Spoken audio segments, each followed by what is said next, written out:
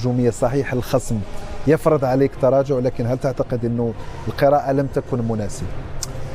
ويعني هذا الظهور الباهت إن صح التعبير والهزيمة تحتمل العديد من القراءات، لكن أنا لا أعتقد بأنه ممكن أولا ما نشاهده نحن هنا من الاستوديو هو الرعونة في التعامل مع العديد من الحالات، وهذا ما لم نعتد عليه خاصة في المباراة الماضية تحديدا إلى آخر مباراة ضد المنتخب الهولندي. لاحظنا بأن كان هناك حضور، كانت هناك شراسة، الفوز بالثنائيات في معظم الحالات.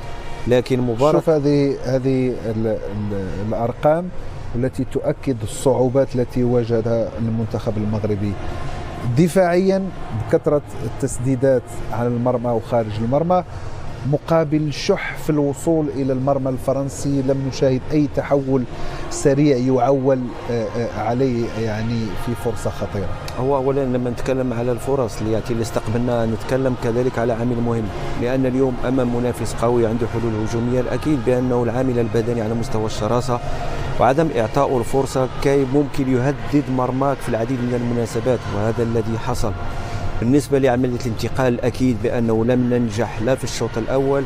في الشوط الثاني مع البداية نسبيا كنا نصل بدون تهديد المرمى، تقريبا فرصة واحدة كانت للاعب أوناحية الذي قام بعملية تسديدة، وكانت يعني ركنية على ما أعتقد، لعبت صحيح بطريقة غير مباشرة، لكن لا تكتسي طابع الخطورة الكبيرة، لأنه مينيون كان في المكان المناسب، كان في المكان المناسب.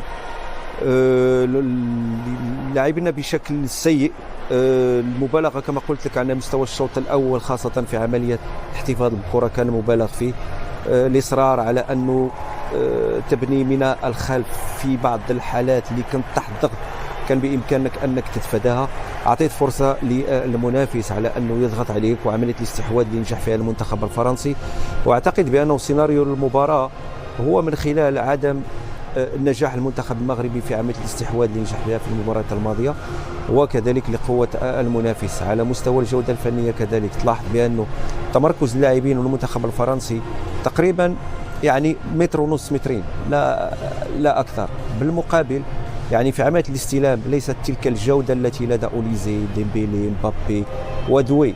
والأكيد بأنه هؤلاء اللاعبين متميزين في المساحات الضيقة، فبالتالي احنا لم نستطع على اننا نتعامل بشكل جيد في البلوك الدفاعي الذي كان محكم الصلابه الدفاعيه لتفوق فيها المنتخب الفرنسي.